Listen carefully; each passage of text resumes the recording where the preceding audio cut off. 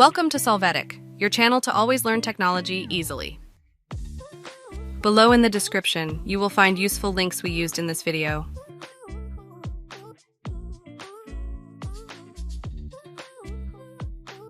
Today in Solvetic, we will see how to use header on first page only Word. We open the Word document.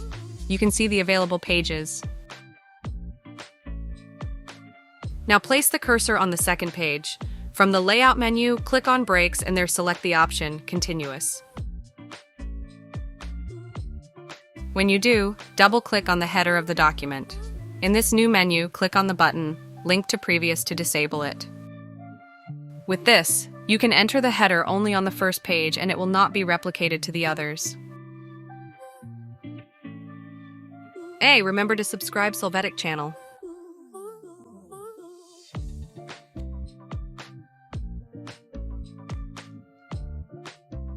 We hope it has been helpful for you.